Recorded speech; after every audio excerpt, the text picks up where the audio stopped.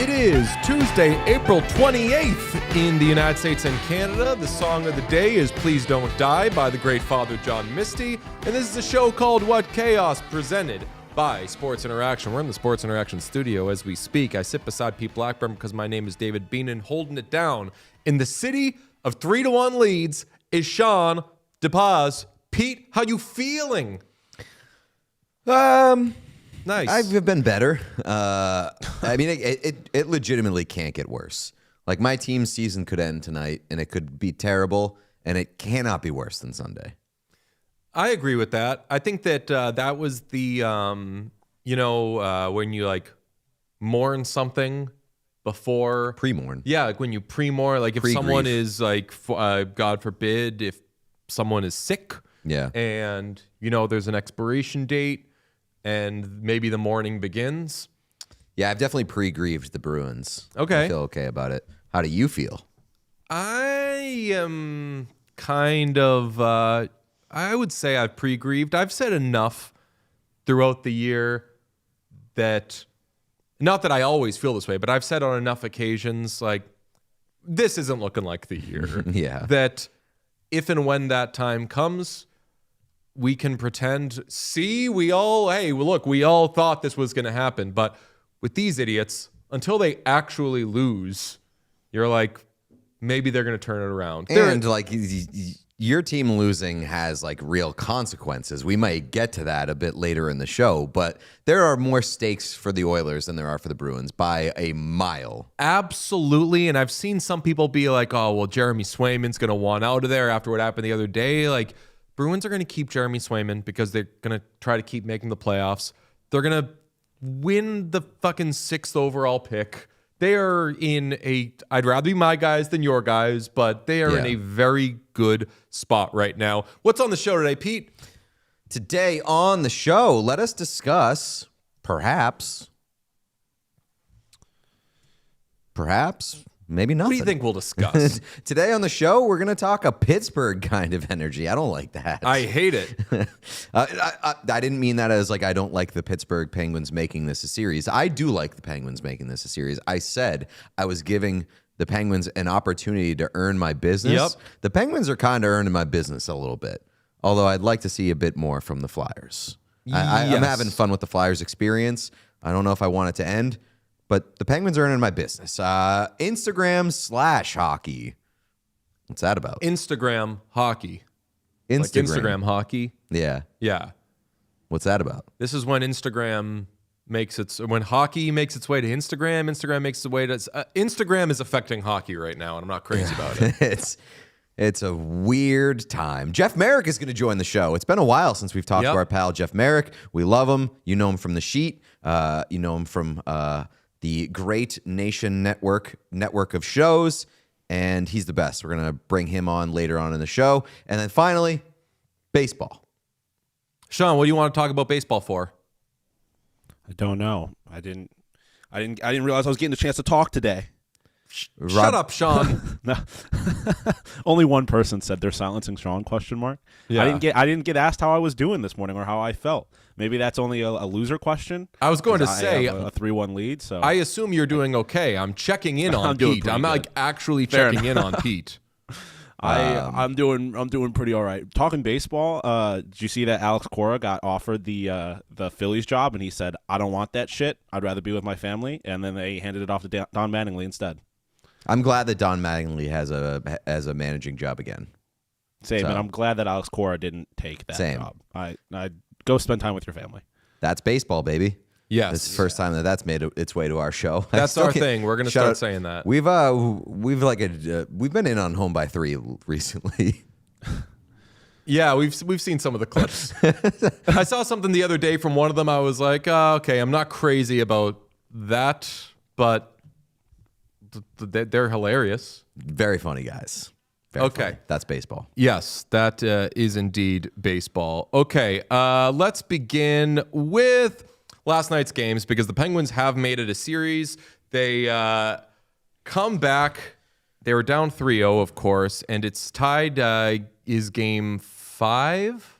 Yeah, game 5 is tied 2-2 late in the third period, and then this happens. Wow, John Mayer voice. Yes, and that happens. Moves it into the Flyers' end. Vladar pressured, score! Raquel, hard work behind. Okay, not the... Sean, do you have the third period, the late second period goal that Vladar gave up? Oh, no. Hold on. There should be. I sent you two. You sent me 2 of the same goal. 2 of the same goal? All right. I'm embarrassed then. That one's on me. Hand up. You know what goal I'm talking about, though? Yeah, I do. I have that as well. Hold on. Yeah, okay. Hit that one. That's baseball, baby. Yeah. What do you want to talk about while Sean gets that? Yeah. It was just that one of There them it is. tweeted, like, enough woke hires. What? And I was like, all right, you don't have to say that. Do you see Kid Rock? And also, I think that Cassie Campbell is good, by the way. Yes, I agree. Yeah. Yeah. There was We just talked about that in Buffalo. Yeah, I think she's Cassie really Campbell's good. really good. There was just discourse about that, and it quickly became like you should hire the right person for the job, not the. And I'm like, well, she fucking is the right person for the job. So that's where I currently stand on that. But they've got some funny clips. Sean, you got the goal? Zone. They settled that shift and that game down a little bit. It just got tied up. Now we're The cooking. Crosby line came Uh-oh. on the ice and set up possession on the outside. This one just flung to the net. And Vladar kind of moving to play that, takes a bounce, a good bounce. I mean, that is the game-winning goal for the Pittsburgh Penguins. The Pittsburgh Penguins are 2-0 since going to Artur Shilov's, by the way. They're allowing fewer goals. They're scoring more since the change. Penguins scored 4 goals in the first 3 games of the series, 2-0 and 2. They've scored 7 goals in the last 2. I don't know if you count that one as a goal, but Hey, you one should. in the back of the net. One in the back of the net. They got a don't- little something to them. They don't call it a game-winning non-goal. Yep. Vladar coming back to earth. Do you? I mean, how much do you even blame that on him? I mean, that is a... If it happens to certain people, you question it more. Yeah. And Vladar has been really good in this series. Vladar has been really good this season for the Flyers. And if that were the series losing goal, then it would obviously hurt a lot more. And you would say, well, Vladar's the reason we're here, so we can't be too mad at him. But in this kind of like crunch time, damn, you don't want to let it slip away. This is one of the moments that scares you as a fan, where you say, even the guy who got us here is having these sort of weird, fluky moments. Yeah, I mean, like, if I'm a Flyers fan, I think there's definitely reason to be concerned and be worried and feel very uneasy about where this is headed, because from the outset, Pittsburgh has looked like the more solidified team this season. Like, they've been good pretty much all year. They've certainly got more experience in terms of what's at the top. I think that the Flyers have enough of a cushion where they can get it together and wrap this thing up. I said this was going to go 6.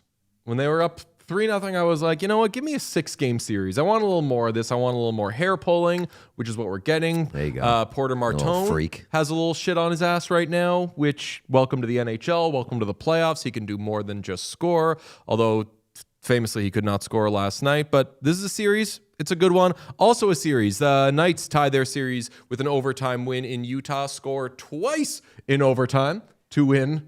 And I don't know, 2 better than 1. They were up 3-0 in this game, and the Mammoth scored 4 straight goals, including 2 in 29 seconds. Sean, do you have the second goal? The second of the 2. Here's both of them. Here's a favorite of the show, getting the Mammoth back on the board. Brother. This is right after they scored. It's the following shift. Getting a little momentum. Forward battle here, comes in front, now back to the point. Across, Cole wants to get it on net, he scores! Ian Cole! Holy cow! It's a 1-goal game!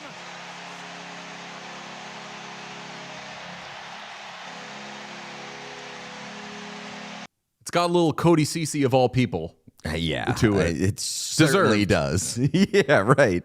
I'll tell you what, that game was electric. The Mammoth are so much fun, especially in that building. I'm very impressed with the atmosphere that Utah's bringing.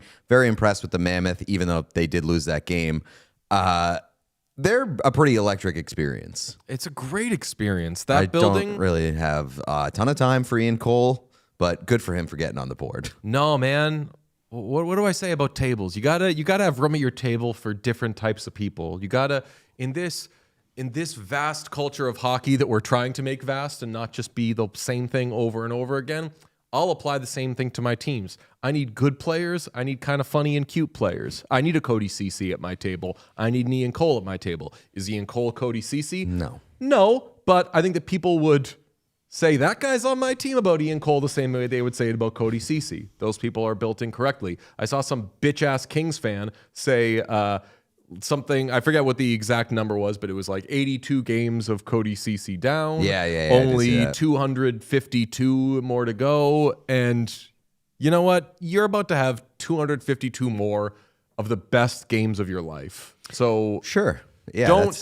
That's don't take it for granted. I will say Michael Carcone has to be kind of kicking himself today because he did get one on the board. Yep.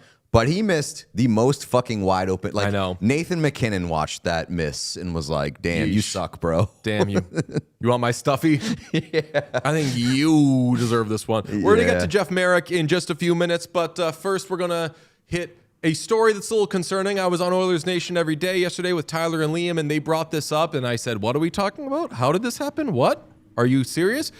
Coach Chippy, who is a very beloved, creator in the hockey space, got a huge following. We've met him a few times at events. Really nice guy. Posted a video saying that Connor McDavid should follow in the footsteps of NBA players and leave his team for a super team. Sean, do you have the video? Let's see it. A cup this year. Let's go team up with Dwayne Wade in Miami. Okay, we're doing a full LeBron. Let's go team up with Pappy, Matthews. I want to see it. If Davo doesn't win the cup, carrying the league. For the last 13 seasons. How long has he been in the league? I don't know. Let's do a LeBron to D Wade Miami type of thing going on. Let's get that going in the show. I want to see guys stacking it up, staying for 2 or 3 seasons, then changing teams. Give me McDavid and who? Who do you want to see McDavid play with? McDavid, Pappy. Sorry, I know I already said that. But who else would we want to see? McDavid and. Imagine McDavid and Kucherov. I'm distracted by how much his headboard looks like. Give me your best McDavid chocolate pairing down below. Yeah, it does. Looks like those little things you can break apart and then put them back together in a weird order, and one of them's missing. Yeah. Hand up. I just forgot, but I saw chat talking. I Googled Ian Cole controversy. You forgot about that? I somehow did. I did not forget about Yes, I was. Where did you think that my disdain came from? I thought you were just like, that guy sucks. So every time we talk about Ian Cole, Sean and I gas him up more and more and more. No, I have laid off the Ian Cole thing. I'm years into playfully standing someone I'm not trying to playfully stand. Hand up. I'm joking. Out on Ian Cole. Okay. All right. Let's get Ian Cole away from my table. Why do we show that video? Normally we would not react to that video because whatever, okay? Who cares? The reason we showed that video is because take a look at the likes. Look who liked this video. Liked by Lauren Kyle 1 and others. Shout out, by the way, to Coach Chippy. We're not big thumbnail face guys where you make a face, like a crazy face, and then put that on the thumbnail.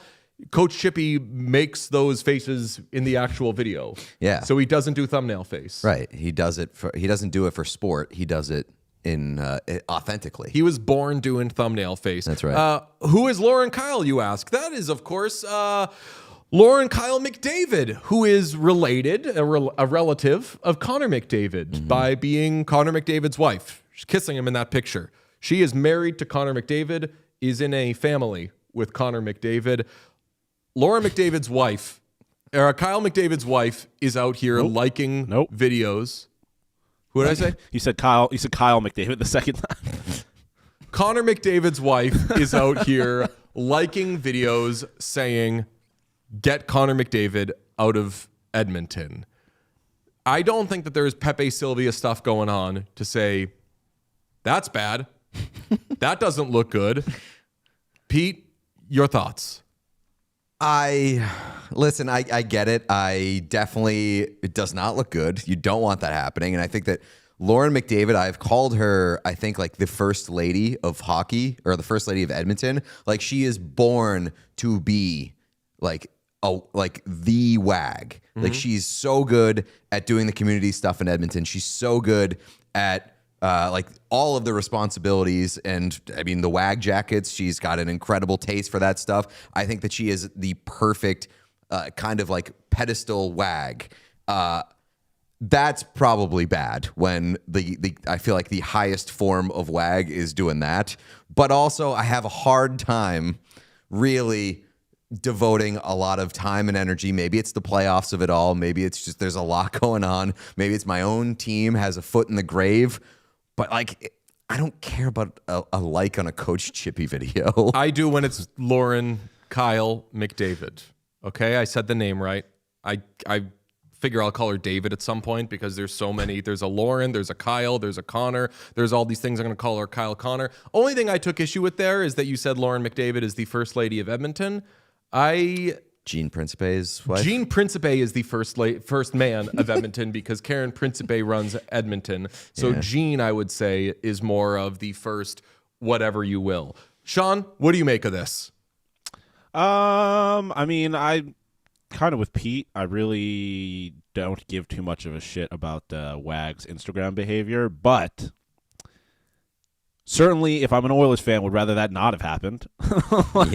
It definitely, like, maybe she, because I'll say, like, when I first watched this video, at first I laughed at it because I didn't get all the way through the video, and he was like, he needs to go team up with Dwayne Wade in Miami. I'm like, oh, okay, that's kind of funny, haha. Maybe that's when she tossed the like, hadn't finished the video, and didn't think anything of it after that point. So maybe it's a whole lot of nothing. But like I said, would certainly rather that not happen if I'm an Oilers fan. I mean, that was my favorite video just because he's like listing off so many players. He was like, who could McDavid team with? And then he names like 14 players worse than Leon Draisaitl. And I'm like, say Leon Draisaitl at some point. Well, no, he named 2 players, one of which is definitely better than Leon Draisaitl, respectfully. Who did he say? He said Matthews and Kucherov. Well, he said Matthews and Kucherov. He said Matthews twice. Yeah. He said Matthews twice is still worse than Leon Draisaitl. So 50-50. If I would this say year's right now Austin Matthews, Kucherov's better. Right now I would say Kucherov is better than Leon Draisaitl. But that's because Leon's hurt. And Kucherov is better at bedazzling and drawing penalties. That's right. Yeah, I mean, I'll leave open the room for possibility that she either like didn't watch the video, only watched a portion of the video, just is a huge Coach Chippy fan and just blindly likes everything that Coach Chippy posts. That'd be a fun development. She's like backing Coach Chippy. Yeah, that's right. But I think that Lauren McDavid is very thoughtful, very careful of the way that she approaches things. So that is a bit concerning. Like, obviously, there is the element of unrest with McDavid and wanting to win and everything that's gone on in Edmonton and the short-term contract and all of that. It's also concerning that she did go back and unlike the video. That's an important part here. I think once it was getting attention that it was obviously going to get, and I am not the type that will read too far into certain elements of, oh, well, like unless it's a Jacob Trouba thing where he's like, this is where my wife needs to be. I need to be here with my family. I would respectfully dismiss when people in the past, when we were talking about McDavid going into a walk year this year, when people would say, Lauren's doing some real work in Edmonton. She's open. Like, look at all the things. Like, she's not going to leave. She can do that somewhere else. She can open up places somewhere else. Like that is clearly a business-driven person who is going to want to do business and be creative wherever she goes. So I don't look at that as he's staying in Edmonton. When she likes a video saying, what if he left? I'll take that as okay, they're thinking about leaving Edmonton. Maybe. Not right away. Maybe it's also a warning shot. Maybe it's just a warning shot to the Edmonton Oilers.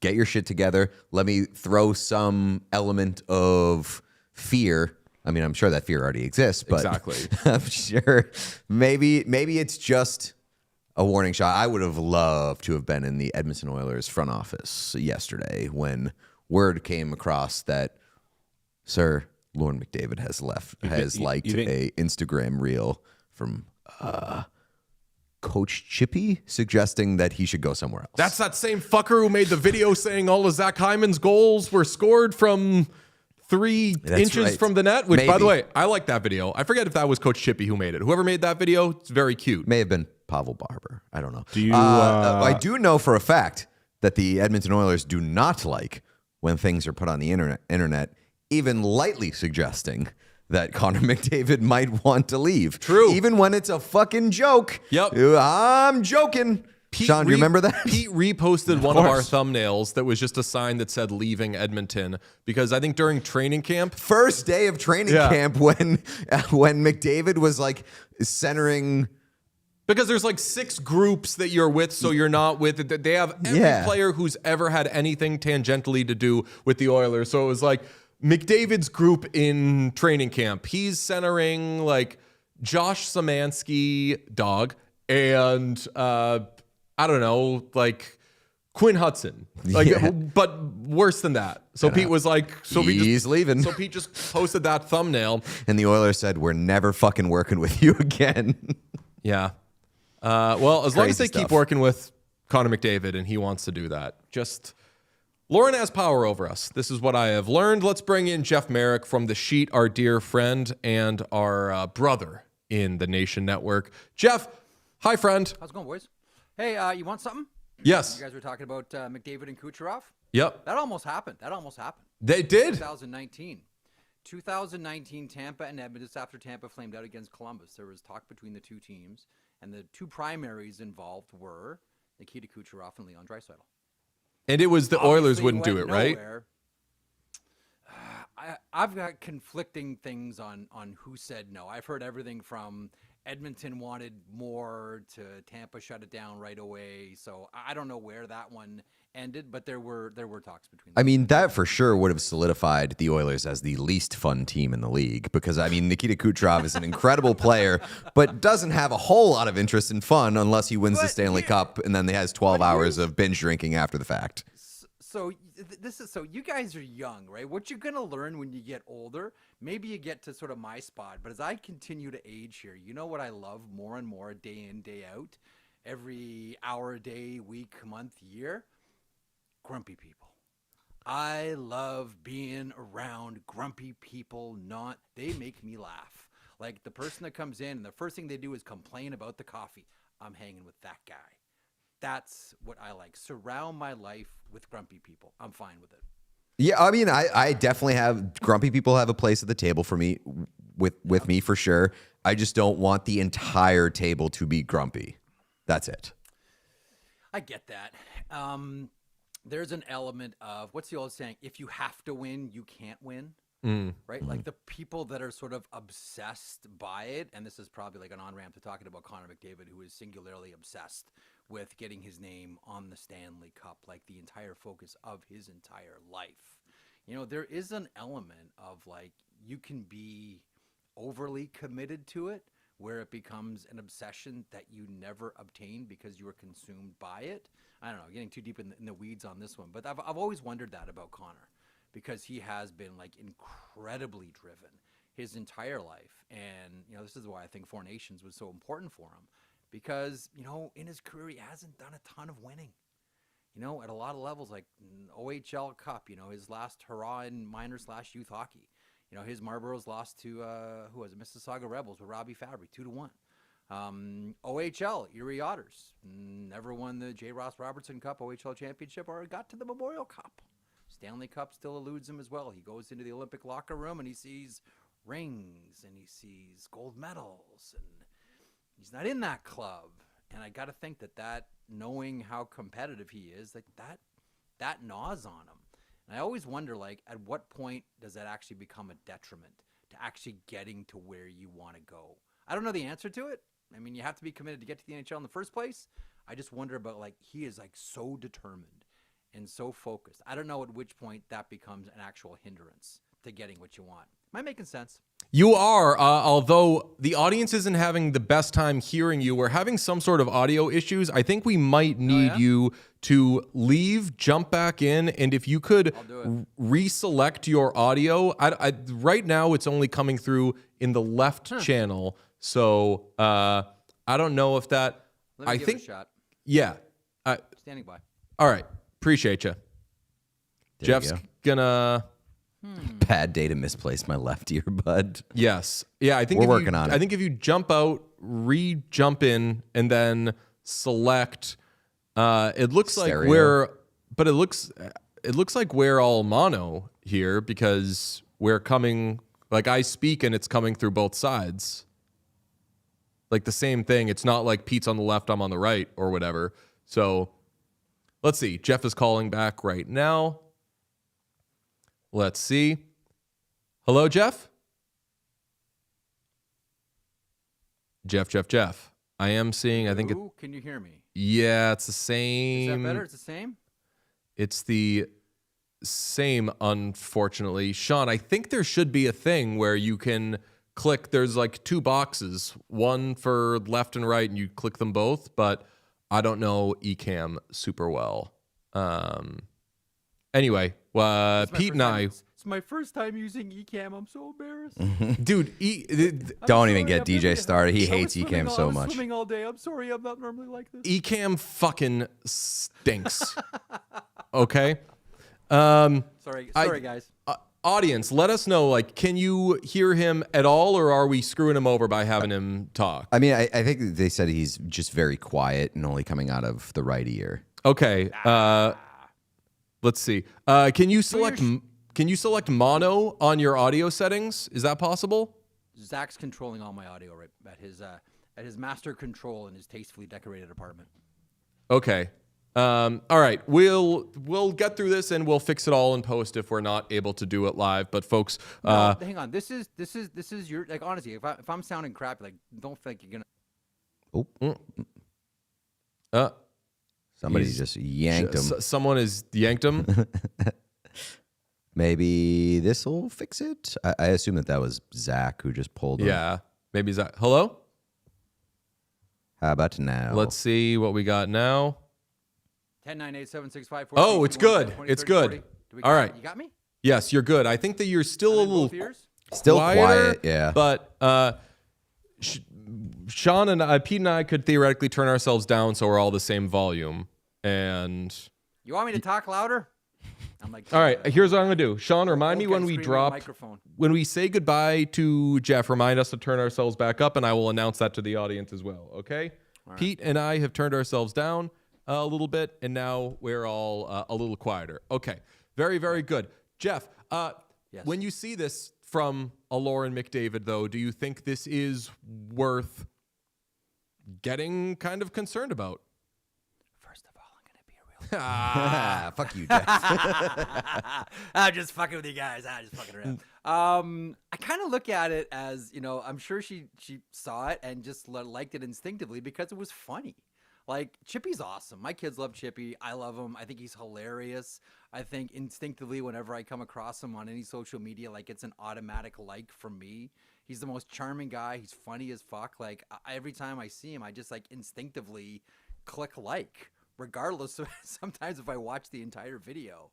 And then I'm sure she, received some messages about, it's kind of a bad look during the playoffs when you're given the green light to, your husband going to New York so you can have a better avenue for your fashion career here. So I kind of look at this one and just say, it's possible she just likes Coach Chippy.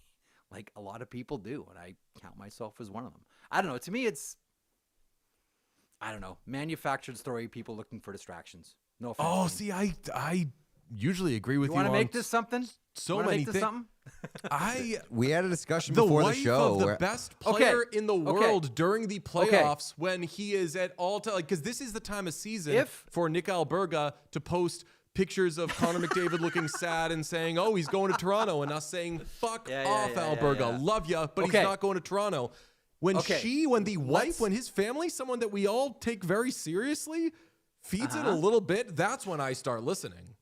Let's reverse engineer it then, okay? Let's play this game. If they were considering leaving Connor and Lauren, the first conversation they would have is, I'm sure, as any married couple, let's not leave any clues. The fact that she did this kind of betrays the fact that they've probably not talked about this right now because she would not want to throw any logs on the fire or start a fire or get anything going. Like, if you're considering this, you're really super sensitive about leaving any breadcrumbs or any evidence at all. That's why I look at this one and say, the fact that she's doing it leads me to believe that right now, they're not even close to having that conversation. Go back to the beginning. Go back to the beginning and the married couple. And okay, if you're looking at going somewhere and you don't want people to know, you're extra sensitive about videos like that. The fact that she's maybe frivolously just hitting like on this thing is actually, if I'm an Oilers fan, good. Because it probably means that they're not having the conversation and she's just having a laugh. What about Pete's point about it puts pressure on them and it sends that kind of market signal, for lack of better term, which he then followed up and wisely said they should be feeling all sorts of pressure anyway. You mentioned off the top the idea of like when you're that obsessed with winning, it can kind of get in the way. The Oilers are in a weird spot because if and when they are to be eliminated, which, knock on wood, I think they should win tonight, and we talk about them a few more days before we start really having the post-mortem for them. But like off-season's going to hit, and it's going to be, you better get a fucking goalie and solve this Jarry problem that you've created. And they will have so much work to do to get to a point where they are where Colorado is, which is make several moves, but wise ones, not the sexiest ones, some risky, like the like trading out Callum Ritchie to bring in Brock Nelson. Like they are going to have so much work to do this offseason with zero people interested in helping them. So it should be kind of panic button-y moments now anyway, yeah? First of all, I don't think this is the Edmonton Oilers.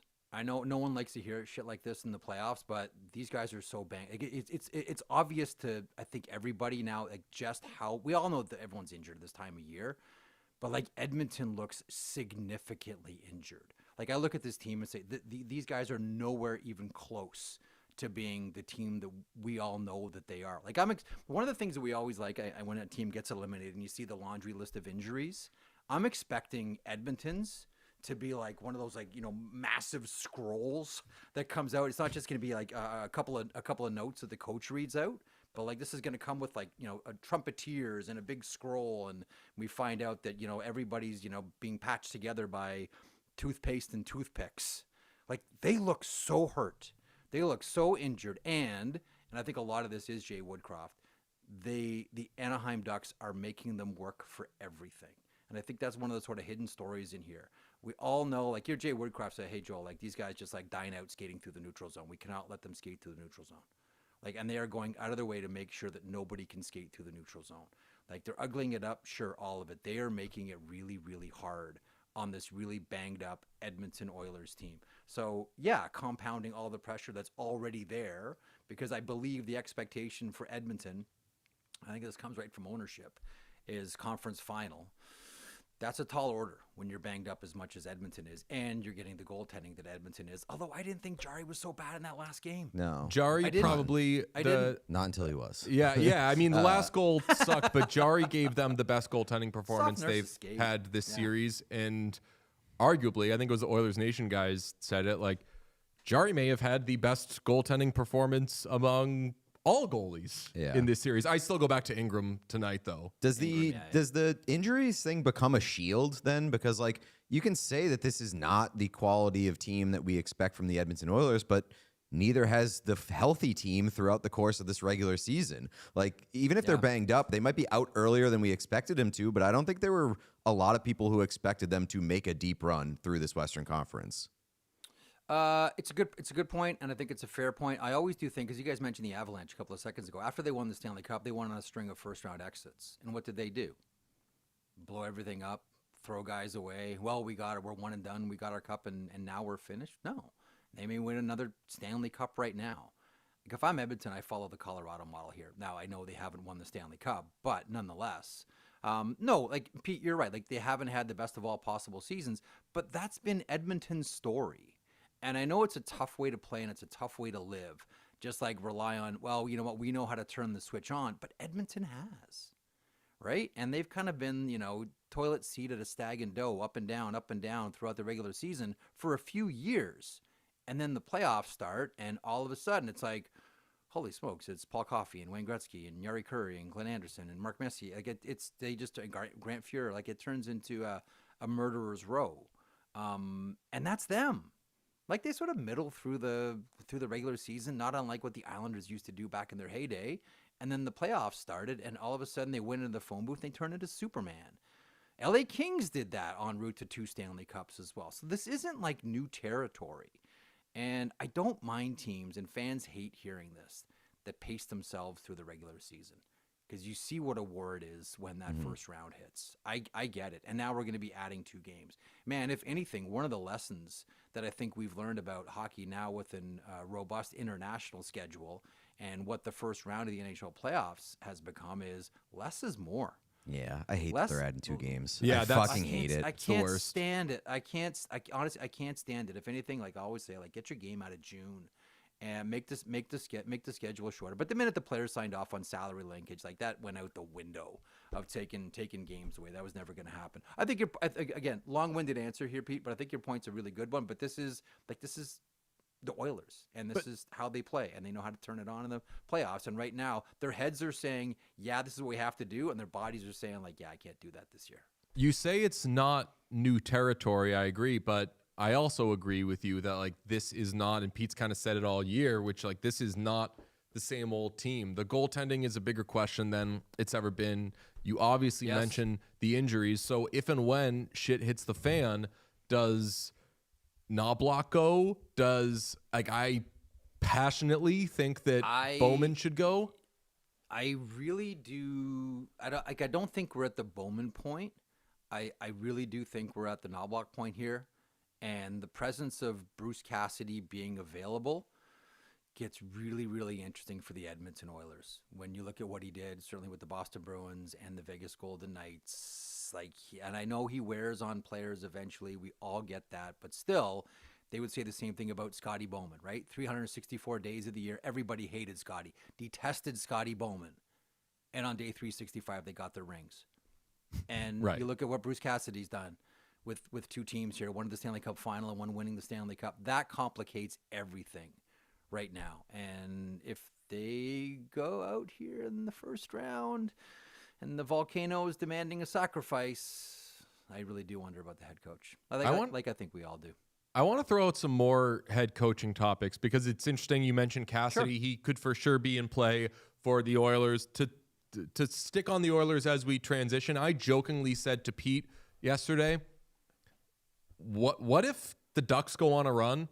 Oilers say, hey, this Knoblauch thing didn't work out, but let's pull a Dallas Stars Glenn Gulletson thing. Could there be a Jay Woodcroft reunion? That is the second most far-fetched thing I'm going to suggest.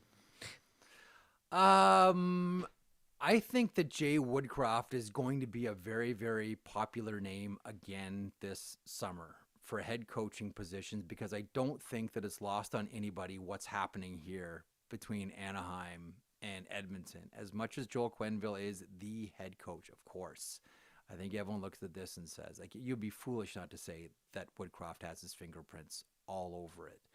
And look, like, that series against Vegas was tough for Woodcroft. There's no denying that. But I still maintain that the coach that I've seen get the most out of this group is still Jay Woodcroft. I really do. And I still think that he would be the right coach for this group too. But I say that about a lot of teams with Jay Woodcroft. And as you can tell, I'm a big Woodcroft guy. Yeah. I think he's one of the smartest, most progressive coaches in the NHL right now. And I'm glad that everyone's seeing what he's able to do with this Anaheim Ducks here. And even though, like, if you ask him, he'd say, no, I'm just an assistant coach here. I'm just here to, fill up the coffee and get the water bottles and stuff like that. But no, like, there's a lot of Jay Woodcroft in this one right now. Yeah, I don't know. I don't know they'll be back to Edmonton, but I think that there'll be a marketplace for Jay Woodcroft for sure. I think there's a lot of places that could be really interesting for Jay Woodcroft. I don't like firing people on the show and saying, oh, you can go to this team that already has a head coach, but like Jay Woodcroft in San Jose would be awesome. A lot of Sharks fans are eager to throw Warsofsky under the bus. Can I throw in a team out there? And just because, now I'm of the belief that the contract was 2+2, 2 coaching, 2 management. Mm-hmm. We don't know what the future of Lindy Ruff is with the Buffalo Sabres. Could that, again, like here we are, we're just throwing it around here on a Tuesday afternoon, everybody. Could that make some sense down the road, unless they are planning on extending a coach contract here for Lindy Ruff? It would be so interesting because Sean, and chime in if you want, but the Sabres went from having the manager who ends up posthumously being recognized as, oh, damn, that was a really good manager in Kevin Adams. And I feel like Jay Woodcroft's, like the distance he's gotten from Edmonton has increased his reputation. And it would be funny for the team that had Kevin Adams and needed to fire him to realize, oh, damn, that was a pretty good manager, if they then go out and get Jay Woodcroft, who I think experienced somewhat of a similar fate. Because, I mean, even down to the runs that the teams went on as soon as they got rid of the guy, where you're like, damn, maybe he had planted some good seeds there. The other pie in the sky, and I could do Woodcroft teams all day, the other pie in the sky thing is, does a team go after John Cooper, who has, I believe, we think another year on his deal after this, maybe two. He was quietly extended. At least one. Yeah, at minimum one. Yes. Does a team? Sean declined to speak, by the way. Chat, who's mad at me? Does a team call up the Lightning and say, "Hey, we want to talk to John Cooper about our president of hockey operations, and he'll be in charge, and if he chooses to also coach, then that's just that's his decision." Kind of like a Bill Parcells-y type of football thing. Yeah, I don't think that John Cooper is done coaching though. Like, no, I'm saying like you hire him for a higher position, and he's also like, you know what? I'll step behind the bench too and coach while I'm at it. So it's looking like you're poaching him for an upgrade, for a promotion, when in reality you're just doing anything you can monetarily to get John Cooper as your next head coach. This is like when the Chicago Blackhawks hired Joel Quenneville as a scout, and everybody knew, like, okay, you know, Denny Savard's going to get fired here as the head coach, but they wanted to get Joel Quenneville in the summer, and we know eventually Joel Quenneville is going to be the coach. And oh, look what just happened! Yarmo and Buffalo. All of a sudden, Yarmo, like it does. Here's the one thing. Here's what I wonder about. We just assume that John Cooper is going to coach Tampa forever, like forever. But if they lose against the Montreal Canadiens, that's 4 first-round exits in a row. Yeah, but which one of those times are you looking at it and being like, I know they sucked, but like but hang on, but it's hang a lot on, of the opponent as well. 100% it is, and like, look, like Florida's a tough out, as we all know, but still, like this is against now a Montreal Canadiens team. So 4 first-round exits, mind you. There's been Stanley Cups in the past too, and you could say that they've played in the murderer's row that is the Atlantic, but I don't know. Like, we don't know what's going to happen with the future of Victor Hedman. How different is this team going to have to look if, once again, they bow out in the first round? And would any changes involve John Cooper? We've all, I think, wondered about John Cooper in a place like Utah, for example, because of his association with the owner there. But here's one, as we do Fantasyland here. If Tampa goes out in the first, and they decide to make a decision on John Cooper, how quickly the Toronto Maple Leafs sacked? I mean, they should be screaming in the streets the second it happens. I think Edmonton would fire Knobloch first to try to make that move, and I would think that Edmonton would be more appealing. You tell me if I'm wrong. I mean, there's positives to Toronto as well, but like and listen, Coop obviously knows Connor McDavid quite well, so that's certainly a temptation. You always love to have a couple of Ferraris on the bench when you're a head coach. That would obviously make some sense too. Absolutely. All I'm saying is, like, there wouldn't be a shortage of teams that would be out there to try to get John Cooper, and you just wonder, like, at a certain point, like, he's not going to coach the Tampa Bay Lightning. And if it's not after 4 first-round exits, when is it going to be? Like, we don't know what this team is going to look like. Is Darren Radish still going to be there? He going to hit free agency? What's the future of Victor Hedman? We don't know. They always seem to have this, like, incredible battery between the NHL team in Syracuse and the American Hockey League, which continues to crank out player after player after player. Like, what a pipeline they've developed there. But at a certain point, like, Cooper's not going to be coaching Tampa. And if they go out against Montreal, could that be the end? I mean, I think that this would be a heightened version of what happened when Boston fired Bruce Cassidy after, I want to say, 2020, 2021, where he had a job 15 seconds later and teams were ready to blow out their head coach to bring him on. Like, I think that San Jose, you could add to the list, would say, like, oh my God, we got Macklin Celebrini, give him John Cooper. Yeah, I think that there would be such a long list of teams. But I think that might still happen a bit with Bruce Cassidy again, albeit with less shine. What do you think happens with John Tortorella? Like, how far does he need to go to keep the gig? Because regular season-wise, it was great. You know what I kind of like about John Tortorella at this stage of his career? And we've never really had this in the NHL. The short-term coach that just comes in, kicks some ass, and gets out. Like he's like Sean, he's like the wolf. He's the wolf in Pulp Fiction. I don't want him to be, because we know the John Tortorella experience. He wears out his welcome after like 2 or 3 years. The team fucking falls out of love with him, and he goes and gets another job. Why not lean into that and just have him be the mercenary head coach who comes in, fixes things up, and then bounces to the next job? Just like the spark, get him to the playoffs. Chat or Sean, there's a coach in European football who is like that, where teams will be at like risk of I don't want to say I think like maybe like risk of like relegation or whatever, and they just bring this guy in for like 1 month and he does something. He's a freelance coach that gets you he gets you the points you need, and then they say, okay, thank you for your service, we'll see you later. I know there is a coach in Premier League who this has happened with multiple times. Oh, yeah? Sean, do you know who I'm talking about? I love that. I do not. Damn. The culture, culture corrector.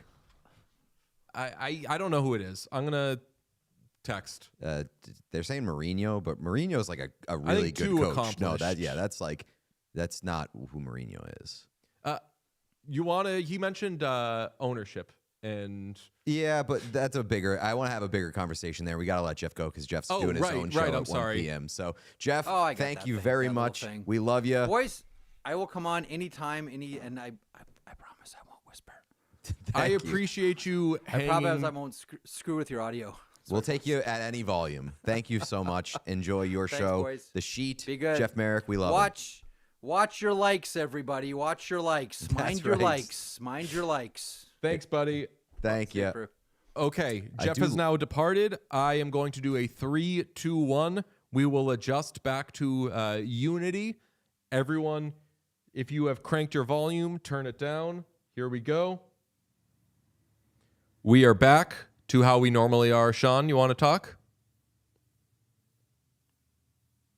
Maybe Sean, he doesn't. Silence yourself? Hello. What's up? Okay.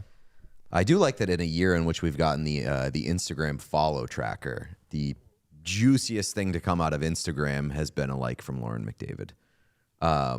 But yes, I do want to talk about the Utah owner, Ryan Smith, because last night during the Utah game, electric game, ESPN did a bit of light glazing in terms of Ryan Smith, as they tend to do, because he's not a regular owner. He's a cool owner. He's a fun owner. He sits on the glass. He doesn't sit up in a box. So, Sean, can you throw up where Ryan Smith typically sits? This is not news. We know that Ryan Smith sits on the glass. He's in like one of those tunnel areas, kind of got like a makeshift seating situation. He sits there with the Jazz as well, next to the team bench. Zoom in a little bit. My issue with this selection as a puck guy is, I would argue that's like the worst place to sit in the arena. Corner on the glass. I've been I don't know if I've ever sat front row, but like I've been like maybe third, fourth row on the glass. If you're in the middle of the ice, that's great and that's exciting, but you're still sacrificing a lot vantage point wise. If you are in the corner, you are not seeing anything in his case, he is not seeing anything to his left. Right. Yeah, the dead spot, blind spot like is all left. Along that wall. Yeah, and worth pointing out, this is the end where Utah's opponent shoots twice. So he's not even in his attacking end of the building. This is a very strange choice. And I know that like ESPN was talking about how he has a box, but he gives the box away to fans every game. Very cool move. But I'll tell you what, if I own the team, if I paid however much money he had to pay to get that team, I'm securing a good seat, a much better seat than that. It's a weird choice. You were going to ask Jeff where he would sit if he were an owner. Sean, where would you sit if you were an owner? If I were an owner, I mean, it depends on what level we're talking about, because I know I might sit my ass on the fucking bench if that was an option. Speaking of Utah, remember when Bill Armstrong was talking about Providence? He had Buddy Cianci made his way down to the bench for a game. That's crazy. Make sure everything was drinking on the bench. Yeah. Well, I don't know. I feel like if he was a few feet to his right, like if he was more around the bend, that would be and on his side, like on the side where his team shoots twice. I don't think that would be that bad. He's a little too close to but like if you get into the real corner, like you can see the whole ice. So I don't have. If you're in the corner and elevate, like we did that in Buffalo, where we were elevated in the corner, and that is quite nice. You still sacrifice a little, but I think the benefit of being so close to the action outweighs I would say like 10% blind spot that you get. Yeah, and I mean, like you're right, Sean. Like closer to the corner, you get to see the whole ice, but you're like not seeing a ton of goals as they happen at the far end of the ice. You're reacting to the crowd reacting, which is my problem. Like ideally, if I own a team and I get to sit wherever I want, I'm definitely sitting above glass level, like sight line above glass level. I like to sit up higher. Being down on the glass first row is fun every once in a while just to kind of gauge the speed of the game. But sightline wise, I want to be above glass level and I want to be in the middle. So you get even distribution of sight lines on both ends. Like that is ideal. When I was in Edmonton for the Cup final in 2024, Game 3, I went into a box/suite that Peter Chiarelli, I believe, legend is Peter Chiarelli, former president, I believe, I think he was president of hockey operations, had this thing built in the arena that is way above everything, and I think like has like a separate elevator, so you don't have to see any people, and you don't have to see the media when you're up there, because a lot of times the media and managers and stuff are all on the same floor. And he had this space built that is just above everything, and it's really nice. I sent a picture, Sean, that I think. Do you have it? What a picture of what? This vantage point of this area in the rink. Of what? At the Oilers. Oh. Yeah, there you go. So like that is above. That is like way above everything.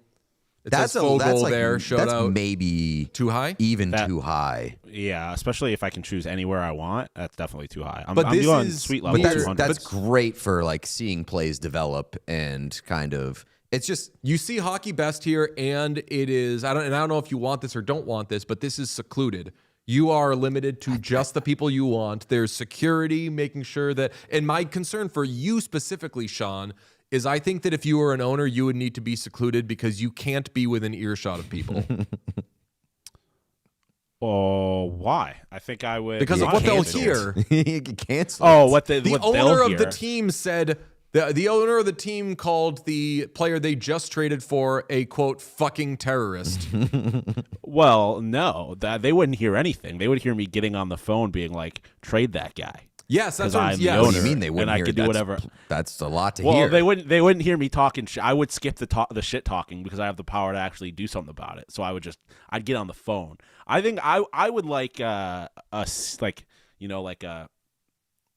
would want. I like the fact that Ryan Smith wants to be with the fans. Like obviously he's still a little secluded. So like I would like the idea of like you have a special like golden seat at the top of the section of the 100s that's like on the center ice line at the very top. So you're around everybody, but you have your own spot. And then maybe you get season ticket holders that end up trying to sit next to the owner.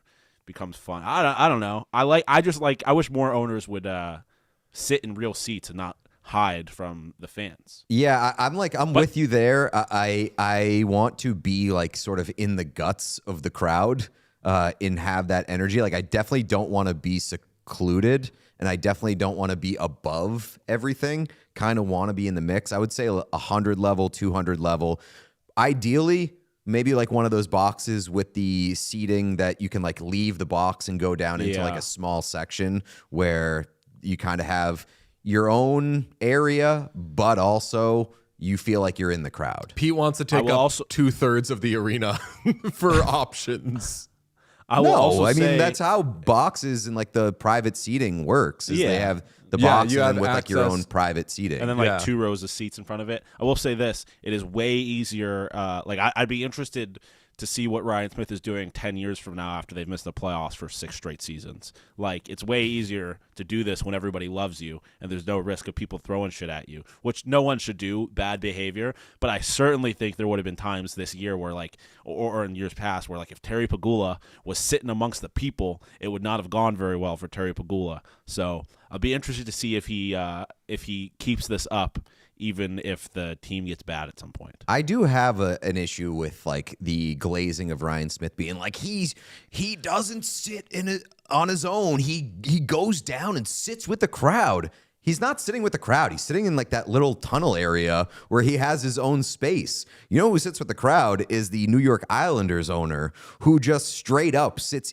in the crowd, which is incredible, and he doesn't get attention. It's just because he's an old guy and he doesn't wear his hat backwards. I mean, I think Ryan Smith deserves some credit. I'm not gonna say glazing, but like, I think it is cool and unique, and he is like arguably the best owner in hockey right now. Like, I would love for if he was my owner. I don't mind him getting attention. Yeah, like I definitely I don't want to shit on Ryan Smith. I'm a little over the he's a cool owner kind of thing. Like I would love if he was my owner because I know that he cares about the team. He's investing in the team. He's actually like around. I've just kind of hit an exposure point with the like, look how cool and everyman this guy is. Well, they did the thing where you had Vegas people with Vegas jerseys trade them in for Mammoth jerseys over the weekend, and that went gangbusters. Very cool. I like that they're innovative, that they're trying things like the Zamoth. I get the like, stop telling me how cool he is. Let me decide whether or not I think he's cool. I agree with you there. As for the seating thing, how did none of us suggest this? Just get some options over the course of the year. Like, you have your own suite and then bounce around. That's what's fun about going to games. Where are we sitting? Ooh, you get some different. It's your place. I think the thing that makes Ryan Smith cool/different is that he genuinely seems like, we've talked about it before, where like, if I was a billionaire, I would own sports teams as like a luxury, not as like an investment. I would do it because I love sports and I'm going to spend whatever money I can for the team to be awesome, because winning is fun. I don't really care as much about the money at that point.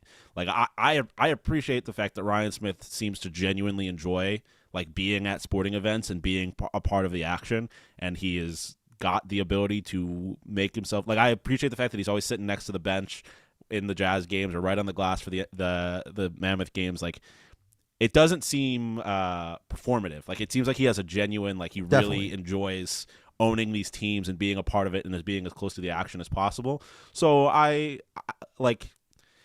probably wouldn't sit there if I was him, but I like the fact that he is consistent in that behavior, at least. I didn't say this on yesterday's episode when talking about my experience at the Bruins game. I did talk about leaving the Bruins game early. I also noticed that somebody else left the Bruins game early on Sunday. One Charlie Jacobs, son of Bruins owner Jeremy Jacobs. Well, he's like the owner now. Yeah. Charlie Jacobs left the game early, and I know this because I saw him walk right past me in the middle of the street on Causeway, and I nudged my wife. I said, "Ellen, that's Charlie Jacobs. He basically owns the Bruins." And she responded by fucking yelling at Charlie Jacobs and being like, "Way to go, Charlie. Hope you're proud." And I was like, Jesus Christ. That is my His wife. fault.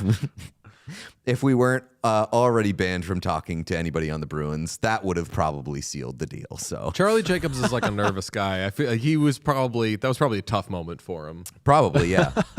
He just walked across the street, got in a car, and drove away. Owner leaving game early behavior? I would leave that game. I would leave that game early if I was the owner too. If he really knew what he was doing. Or stay late. You either leave early or you stay late. Should have left at second intermission. Yeah. We've never really talked about the fact that the Jacobs are Buffalo people. Yes. So maybe this is an inside job. I think maybe the Sabres are just Buffalo people. Not like during this series. Like, maybe the Sabres are actually just dog shit, and the Jacobs are selling for the Sabres, and they're just going to get dog walked in the next round. They're setting us up for even worse embarrassment. All right, let's talk about that series. Bruins-Sabres Game 5 tonight. A Bruins fan has balded the Bruins and will only unbald them when they score. This is from at A Girl Is No One. They said, I've balded the NHL Bruins roster. For each goal scored, the scorer gets his hairline back. And you have, how many of these do you have, Sean? You have, Just these. Oh, okay, yeah, there was a whole fleet of them. All the Bruins players. That's the women's team. Yes. And you've got Pasternak's on there, which they posted this yesterday. Pasternak has scored 1 goal in this series. So I think they're just resetting the whole thing from now on, you need to score to get your hairline back. Series might not last much longer. These guys might stay bald forever. Yeah, I mean, I don't necessarily know if I like sort of rewriting the history of the series and making Pasternak bald, but he's also struggling right now, and it's a what have you done for me lately kind of business. And when you're up against it and facing elimination, shave everybody's head and make them earn their hair. I like that the Detroit Red Wings in the preseason, they make you earn your nameplate. I like shave. I mean, I feel like it's probably bad behavior to actually go out and shave every player's head and say you only get to have hair if you score and contribute to this team. But hey, whatever works. My favorite part of this is they sent a follow-up tweet saying, Sway and Corpy don't deserve this, so I actually gave them even longer hair for having to put up with this shit. I think that looks great. Swayman's got a bit of the I think you should leave dog hair guy. Yep. But Korpisalo looks great. Korpisalo is definitely taking a straightener to that thing. How do we feel about, like, Chap raised a good point. Andrew Peake's not expected to score goals. He had like 3 goals this year. Don't take away his hair. Like, there's got to be different sorts of expectations for earning your hair. Well, also, it assumes that being bald is bad. Yeah, it assumes that assumes that being bald is bad, and a lot of these players look great bald, as so many people look great bald. Look at I mean, Lindholm looks great there. Like, he looks like he should be bald. I don't know if I want Charlie McAvoy shaving his hair anytime soon, but yeah, you need to have facial hair to make bald work. Yeah, I think that is the difference. Yeah, the other guys, they look. I mean, no offense to Charlie, but the other guys look they look perfectly fine bald. Okay, let's transition because I do believe we have breaking news. We do. I don't know if it's the same breaking news as I was gonna. Give me what breaking news do you have? Starting goalie for the Edmonton Oilers. Who is Connor Ingram? Connor Ingram. That's about what I expected. I agree with that. Yeah. Connor McDavid is a game-time decision for the Oilers per Chris Knobloch. Damn. No sign of Connor McDavid at the Oilers morning skate. Yeah, I saw that. This really might be bye, Oilers. It's all over. I would, brother, I would not feel great right now if I was an Oilers fan. Better chance of being alive tomorrow, Bruins or Oilers. I'm not saying winning the series, better chance of being alive tomorrow. Bruins. I think Bruins have a better chance of being alive. If Connor McDavid's not Oilers. playing, then definitely the Bruins. Oilers. I feel like the Oilers have a better chance of getting to a Game 7, but have a larger chance of not being alive tomorrow. I don't know if that makes sense, I guess but that's how I feel. I'll agree with that, but Oilers are at home. They have famously. Well, that might be a bad thing for or a good thing for the Bruins that they're not on the road. They've been way better in Buffalo than they have in Boston. That's true. I think the thing with the Sabres is like they might pee down their leg because they haven't been in this position before. So like I would like that if I were a Bruins fan. Oilers, and also the Bruins played their worst game of the season. Not even close. They played their worst game of the season on Sunday. If you don't come out and try to correct that today, then so long. Yeah, like the being embarrassed to death thing. But I mean, these are different teams. Oilers were embarrassed to death in Game 3, came out in Game 4, blew doors for 6 minutes, something like that, took a 2-0 lead, still ended up losing that game. So they could still, the Bruins could come and say, we're not taking no shit from nobody. We're not having a first period like that. Then have a second period like that or a third period like that. I'm not confident in the Bruins or the Oilers. I hold that belief strongly, but Oilers won a lot of tough games down the stretch without Draisaitl. Could they win a game at home without McDavid? Yes, they could, but I don't feel good about it. And the fact that even he's game time decision confirms something is wrong with him. Shit sucks, man. Yeah, I mean, if the Oilers lose, like I've said this, if the Oilers are without McDavid, I don't really have time for him. If like McDavid and Draisaitl aren't effective, then just get him out of my life, please. And like I like the Ducks a lot, so I'm having a ton of fun watching the Ducks be successful. I don't want the Oilers to lose because of injuries. Like I have enough faith that they could lose authentically and true to themselves. I mean, so that's why, like, I always hate to see a team, even last year with like the Devils being absolutely smoked in the first round because they had no bodies is just sad to watch. I don't ever want to see a team kind of meet its end like that. This is where I'm really kind of torn. Is the Oilers haven't really won me over this year, but I don't want to see them go out like this either. Yeah, I don't want them to have excuses. I don't want them to have the excuse of injuries anyway, because Bowman needs to fucking go, man.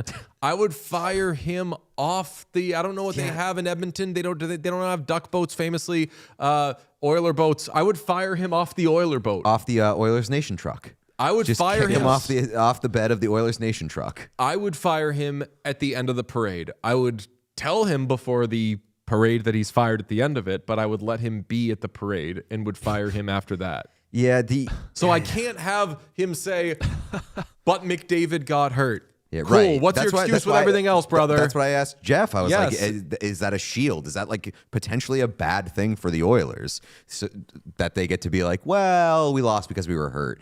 I'm glad that we talked to other people about the Bowman of it all, because I think amongst the three of us, I don't know where Sean stands on this, but I think we're both in agreement that Bowman should go. Like, there's no fuck around room for the Oilers, and I don't think that his body of work so far has been in the positive side of the sector and on the aggregate. So I would get rid of him, but everybody that we seem to talk to says, nah, maybe not. I don't even get maybe not. I mean, I'm seeing like, oh no, I think Bowman stays. That's like, but that's why you talk to everybody. Obviously, the goalie trade was really bad. Yeah, really bad. Agreed. Sean, before you even move on to anything else, I wanted to bring this up when DJ said to Marek, the goalie situation is worse than it's ever been. Imagine a year ago thinking that a year from now, the Oilers goalie situation would be worse than it's ever been. That is the only thing that we constantly talked about with the Oilers, and the number one thing on the list of priorities for them to fix heading into this season. The one thing, and it's worse than it's ever been. Go on with whatever you're going to say about Bowman, but keep that in mind, that the number one thing that he had to fix, he made exponentially worse. I absolutely agree. All I was going to say is, like, is that the only reason? Because, like, you've also talked about, like, the other small things he's done have gone pretty well. Trent Frederick contract. Yeah, okay. Yep. I was forgetting about that one. I think he's a bad general manager is my number one reason for not wanting him as general manager. But I mean, like, you can't just say that. Like, well, then being we a bad can get to the proof. Like what they've done.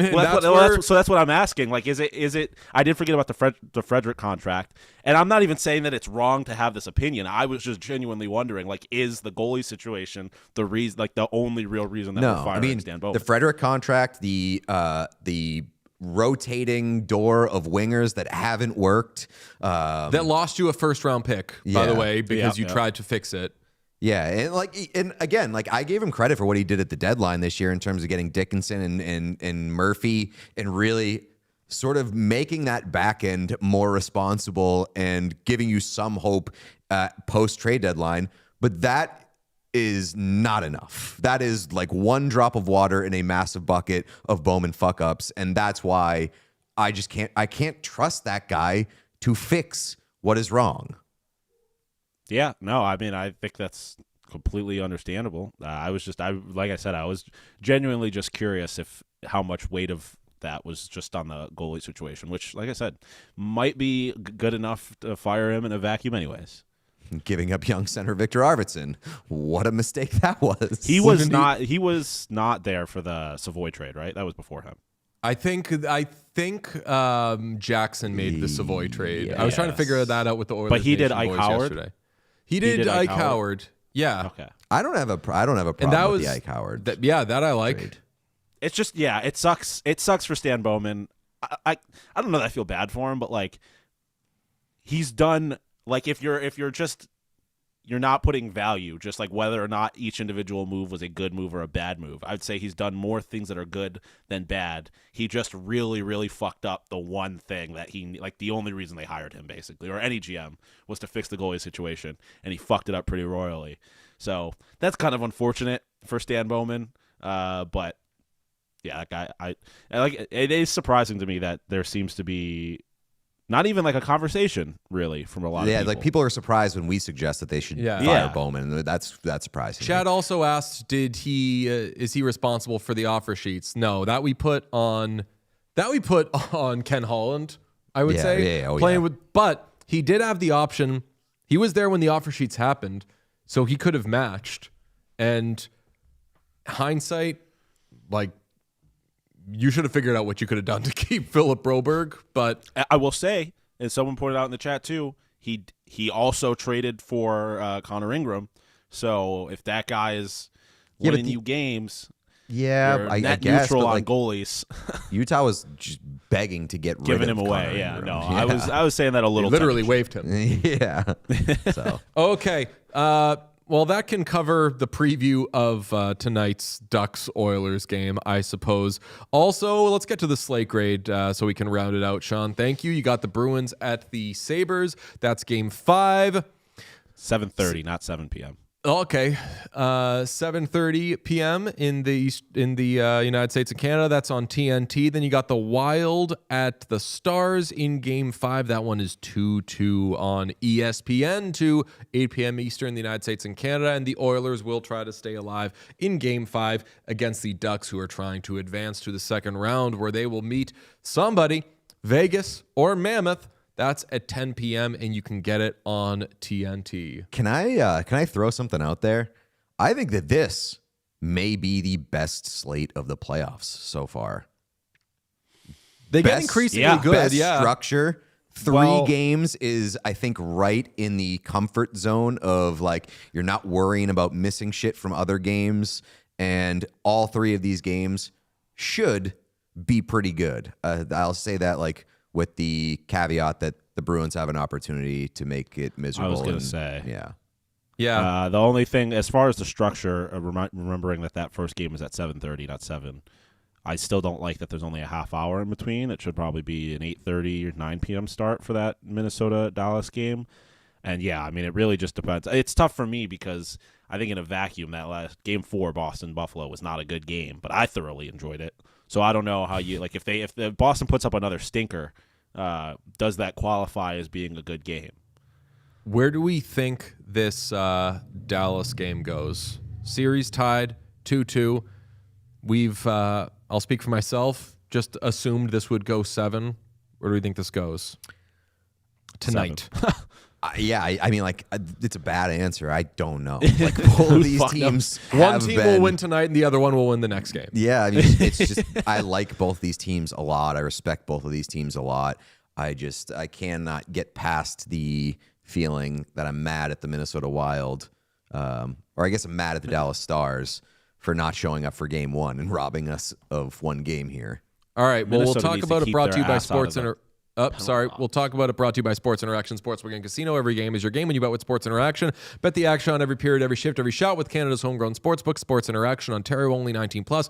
Please play responsibly. Stars are the home team, so we could make it as simple as that. They're minus 130 is the money line, or you could do the Wild on the road. Money line is plus 110. If we think this is going to be a close series, do you just take whichever one has better odds? I might not go aside.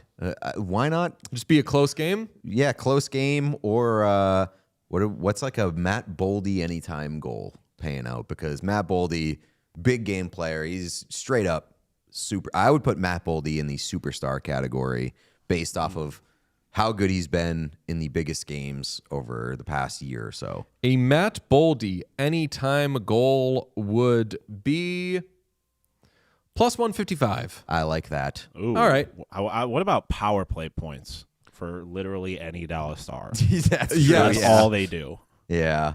I mean, Power play points for Wyatt Johnston over a half this is going to be funny because I bet these will be terrible odds. got to be terrible. It's gonna be Over minus money. a half for Wyatt Johnston is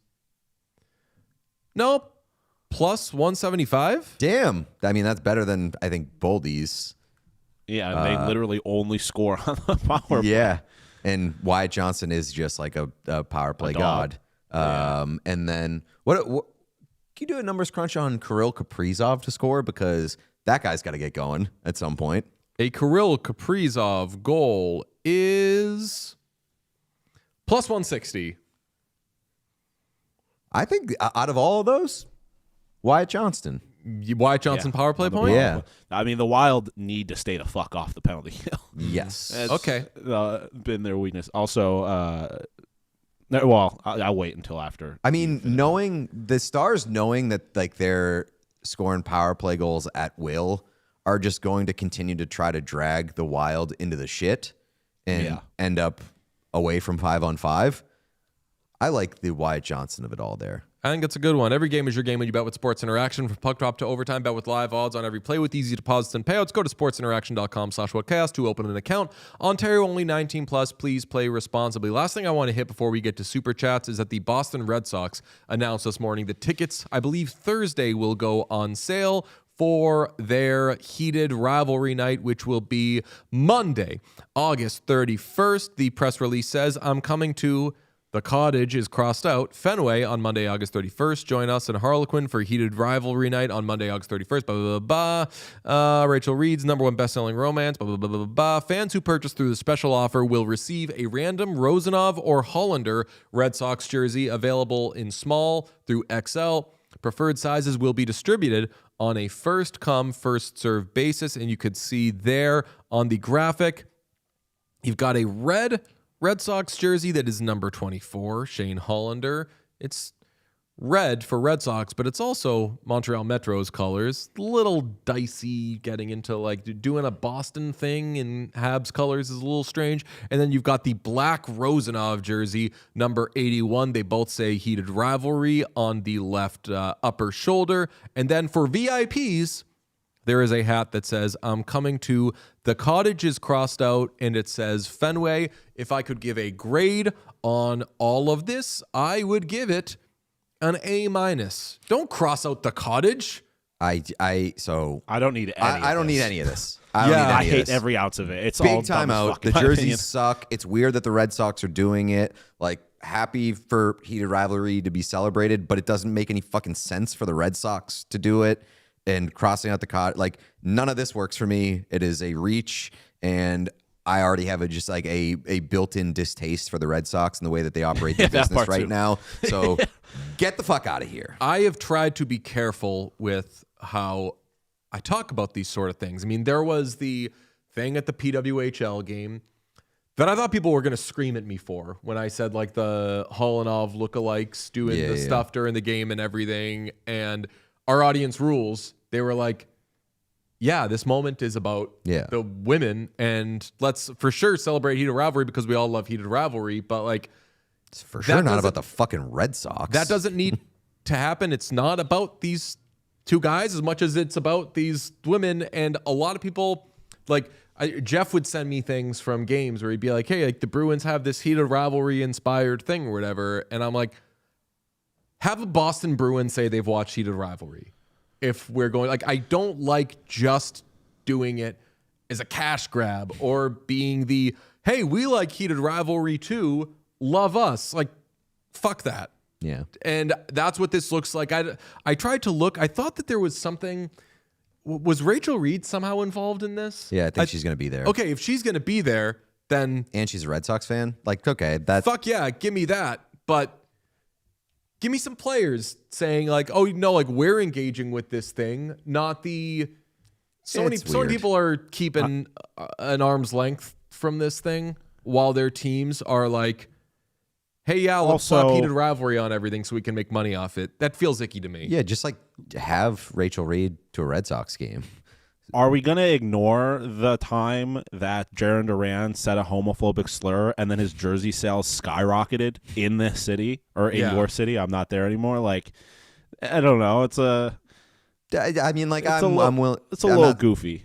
I get it, but like also, you should be allowed to make steps in the other direction. As well. Yeah, so I'm like, not like holding it that. against Jaron Duran necessarily. But what I'm saying is, there's obviously a segment of this Boston Red Sox fan base who is approaching this in a very like the opposite direction. Like I said, his jersey sales did skyrocket after that incident. So like, I don't know. I think there's more work that needs to be done with this fan base than just being like, gay hockey show, everybody have fun. Like I don't know. I think it's a pretty big leap. Yeah, it's a little. I don't like things and people being used as coupons. Do not use heated rivalry as a fucking coupon. Yeah, that's a good way to put it. Yeah, we're not coupons. They're not coupons. And don't cross out the cottage. Yeah, that's part's weird. I'm so out on that. I'm coming to cross out the cottage and say you're going somewhere else. Well, that shit's not as good. You're going someplace worse. Also, I hate this shit because it's like, you still have to go watch a baseball. Like, do you like baseball or not? And if you don't, then like, you're gonna sit there for 2.5 hours and watch a baseball game because of a hat and a cheaply made jersey. Like, there's a whole lot of this that does not really make sense to me. No good. Let's get to super chats. Fuck baseball. Let's get to super chats. Fuck the we Red have Sox. From Renee, Kings chat, in Dodgers chat. I don't fuck think the we're doing a Dodgers, lot too. of Dodgers chat. Yeah, fuck the Dodgers too. I love Mookie Betts. Renee Maldonado man, I miss says, him. hand up, that was not me. I love Cody Cece. DJ, that was not me. I love Cody Cece. Yes, Cody Cece is good. Ian Cole, some off the ice stuff I don't love there. Emma says, I hope my 3 dads don't get divorced. Go Sharks. Thank you very much, Emma. Don't call me daddy. No, call me daddy. Watch the apostrophes chat. Molly T says, off topic, but want to thank you all for your video laughing at the It's Me, It's Austin 4 Nations video. That single-handedly got me through this weekend. I watched it like 20 times. Amazing behavior. That's hilarious. That's so random, but I love it. Good. It's like a 1.5 year old video. That's the funniest thing I've ever been thanked for doing, for helping somebody get through something. Like, there's been a lot of like, your podcast has got me through some tough times. Thank you for reacting to Austin Matthews saying it's me, Austin. It really helped me through a difficult time. Megan says, baseball, baby. I need the Mets to stop being bad ASAP. Super chatting in the hopes that it starts a new superstition to stop them from being bad. Let's fucking go, Mets. Fun Sad fact, face. that super chat could buy you a Mets ticket. Mets did see tickets. that. I saw you might need $1 more. I saw a graphic today. You could get in for $6, which is cheaper than a Taco Bell Crunchwrap Supreme. Ooh. Tori says, real ones Both know... will give you diarrhea, though. Yes. Yeah. Tori says, real ones know that the Stars were balded first. I didn't know that. I didn't know that. But that's good. Mimi says, sorry for crashing out regarding Stan Bowman. Also, congrats to Celebrini on the Ted Lindsay nom. All right. Yeah, we did get Ted Lindsay finalists today. I don't have a lot of Don't time care for- about yeah. What, is that the- Congratulations. is that I'm the- sorry that happened to you. Yes. Exactly. Is Ted Lindsay the best player voted on by the other players? Is that what that one Yes, is? yeah. Okay. Which is well, like, I mean, that's I it's- don't know. it's- That's it's- pretty cool. it's like seeing cool. Celebrini get that love from the NHL at that age, I think is noteworthy. noteworthy. It's definitely cool, and like I'm glad that it exists. But like, nobody is ever being like, well, we're stacking up resumes here. This guy's got 4 Ted no, that's Lindsays. fair. And yeah, I don't really care respectfully, about this the other is- finalists. This is Macklin Celebrini stands saying something happened involving Yeah. Macklin Celebrini. I'm excited about it, which is great, but we've never talked about Ted Lindsay once on this show. Like, you see who got nominated for Ted, like, don't care. Just We say know, you love like, a Macklin lot of- Celebrini. No. We know a lot of players. Didn't we talk like, about it? Don't always have the best takes on. I know that they're the ones playing against these guys, but oftentimes we've seen like the athletic Yeah. polls where we're like, whatever, that guy doesn't watch a But ton of we hockey. and I got to correct you, DJ. We talked about the Ted Lindsay like a week or so ago when one of the Kachucks was like, "I wish they had a player for the best or an award for the best player in the league," and you were like, "They do. It is call the Ted Lindsay." And they I'm seeing more Maybe it's because like they're out of the playoffs or whatever. But I think that wingmen are like pounding out the clips. They are churning out clips. Yeah, unemployed. They podcaster's going to turn out clips. We have from Goober, fuck the Sabres. That is all. Go Bees. Right Thank on. you, Johnny Lazarus. Shout out Goober. Yeah, I know. I think Go Bees really ruins it. I don't know if Johnny's particularly cheering for the Bruins. I think he's just cheering against the Buffalo Sabres. I don't even think he's cheering against the Buffalo Sabres. I think he's just cheering against Buffalo Sabres fans. I respect that. Laz is yeah, I do too, honestly. Locked in. I haven't seen what Colby's reactions are to Johnny having this Sabres take, but I love Laz being like, I have said what I said. If you ask me about it, I will ask you if I stuttered. Like, he is standing on business regarding the Buffalo Sabres. Sure. And I love that. Also from Tori, again, following up, go on Stars Twitter. No, thank you. Every profile pic is bald right now. We did it first last year. It worked, so we did it again after game 1 this year. I have a question there. What do you mean it worked? Yeah, what do you mean by worked? That's exactly what I was wondering. That is a good point. It worked, did it? Tori, thank you very much. I just don't know how much further I want to venture into Stars Twitter other than Eileen and Aaliyah. And you also, Tori. That is all I need. Yeah. Thank you, though. Sean, there's a dog happening over there? Yep. Tell us about it. I can't really. There's just a dog barking in the background. My mom's dogs fucking suck. I will say we were in Buffalo for 8 days. Got a lot of dogs barking in that city. And that's like not a euphemism. There's just dogs fucking everywhere barking in that city. A neighbor. I think there was just a neighbor that had a really talkative dog. That dog was yapping, brother. Yapping. Oy. As soon as Eileen says I barely even use Twitter. Tell that to me every time I tweet anything related to the Dallas Stars or who the Dallas Stars are playing. Stars Twitter is a fucking place. Yes. It is the funniest place in the world when they're playing the Avalanche. So, like, part of me, I want good things to happen in the Minnesota Wild. I will be very seated for the Stars Avalanche playoff series if it so happens, because those folks are just going to eat each other alive. Nonstop. Sean, as soon as I walk in, dogs are barking. Haters in the back, I stay in front like handicap parking. What do you know about Redman? Nothing. You don't know anything about Redman? Damn. Not really.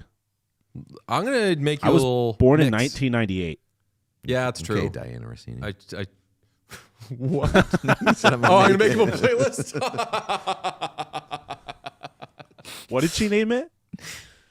Turning the Page, Turn I the believe. Page, Yes. It's not a good playlist. Yes. It's kind of all over the place, that playlist.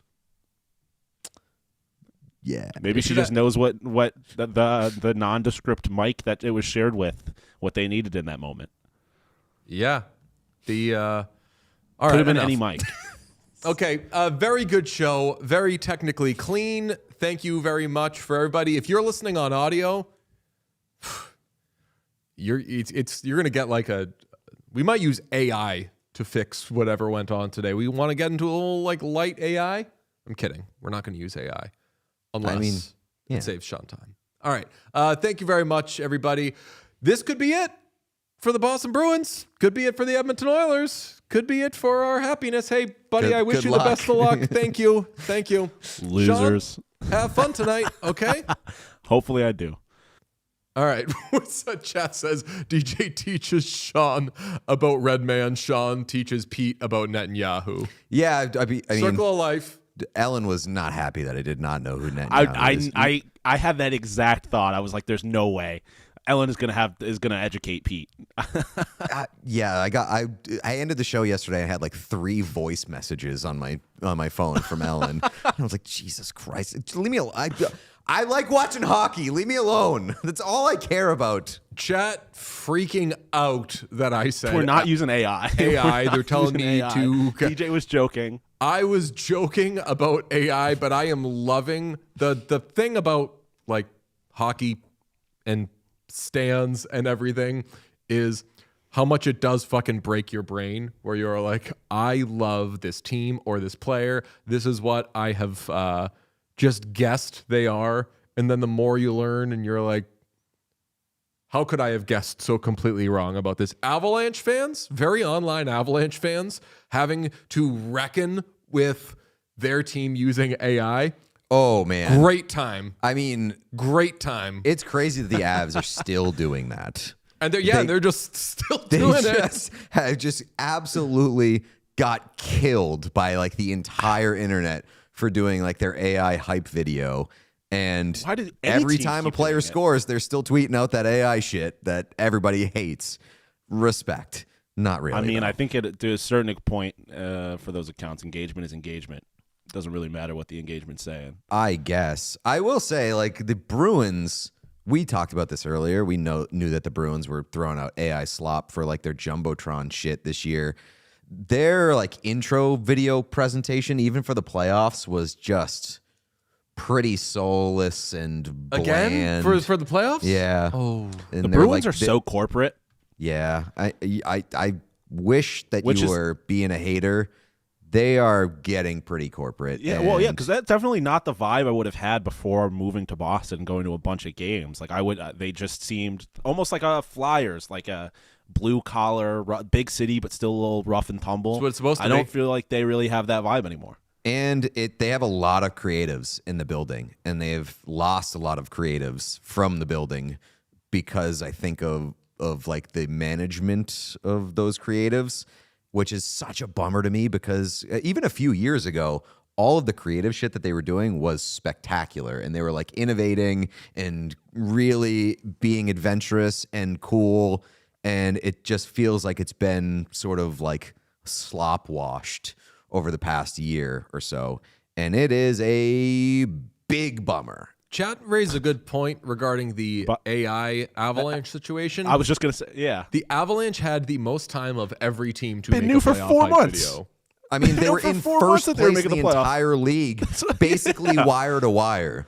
You had And they a had lot a of time terrible to plan month on of your hockey. playoff strategy. They had a terrible month of hockey and stayed in first place. There was like never, like a month into the season, there was no doubt that they were making the playoffs. Ooh, And here we are. chat says if the Sabres advance, we should bring out the KeyBank Center scoreboard that I made. I'm into that. Put that shit right back there. I don't know if Pete would want it. Might make him feel bad. Give him the blues. It's a blue little item as well. Talk to you tomorrow. Bye.